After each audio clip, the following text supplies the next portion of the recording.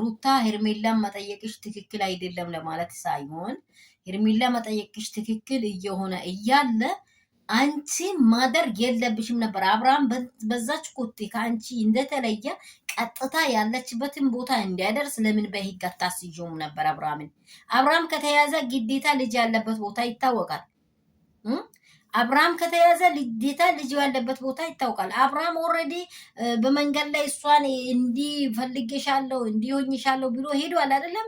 ሄዶ ለምን ጥርቅም ብሎ እንጦሮጦስ አይገባም? ግን በልጅሽ ላይ የመጣ ነገር ላይ እረፍት እንዴት ሊሰጥ ይቻላል? እንዴት 24 ሰዓት ባልሞላ 24 ሰዓት ባልሞላም እኮ ኤመርጀንሲ አለ።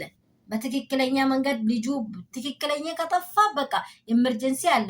የመጀመሪያ አደጋውን ለማከላከል የሚመጡት ማለት ነው። ለምን ለነሱ ህግ ለእንደዚህ ሰዓት ለህፃናቶች ሰው ዝም የሚልበት ሰዓት አይደለም። እንዴት ነው ቀልድ የያዛችሁት ልጅ ላይ? እኔ ግራ ገባኝ በጌታ። ሰላም የኔ ውዶች እንደምን አላችሁ? ሁሉ ሰላም፣ ሁሉ መልካም ነው ወይ? እቃ አይደለም ከቤት የጠፋው፣ የሆነ ነገር አይደለም የተሰበረ፣ የሆነ ነገር አይደለም፣ ልጅ ነው። ልጅ ከቤት ሲጠፋ ምን ያህል ያማል፣ ምን ያህል ይከብዳል እንዴ!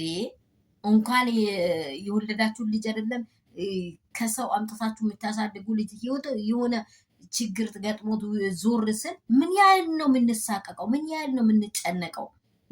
እነዚህ ሰዎች ለምንድን ነው ይህን ቀልድ ያዙት? ይችን ልጅ ላይ ለምንድን ነው ይህን ፊዳ ያበዙት?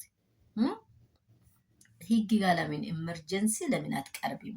እኔ በተለይ በአንቺ ላይ እየተናደድኩ ነው ያለሁት። አሁን ለምን ሚዲያ መምጣት አስፈለገ? እያንዳንዱ ያለበት ስፍራ ተከታትለሽ ለምን አታስይዣቸውም? ምን ጥያቄ ያለው? ምን ጥበቃ አለ ለነርሱ? እኔ ጨርሻለሁ። የምር ምን ጥበቃ አለ? ልጄ ከብብቴ ወጥቶ ከራሴ ውስጥ ወጥቶ ከቅፌ ወጥቶ ልጄን ይዞ ሄዶ ምን ብዬ ነው ዝም የምልበት? እዛው ኮቴ ለምን አላሳስሽም? አብርሃምን ማሳጅ ነው የሚቀርብሽ። አሁን ደግሞ ሄርሜላን ራሱ ባለችበት ታግዳ በትክክለኛ መንገድ አብራን ያለበት ቦታ ኦልሬዲ መጥቷል። ቤቴ ላይ ነው ያለው ብላለች አይደለ? ያለውን አብርሃም ታቅርብልሽ። በቃ አብርሃም ቤቴ ላይ ነው ያለው፣ ኦልሬዲ መጥቷል፣ እኔ ጋ ነው አይደለ ያለው፣ እኔ አላቅም ብላለች አይደለ? ካላወቀች አብርሃምን ታቀርብሽ። ምን አይነት አመለካከት ነው እየጠየቅሽ ያለሽው? ቢኬርፉል። በጣም የሆነ በጣም እየወረደ ነው እየመጣ ያለው። እንዴት በልጅ ላይ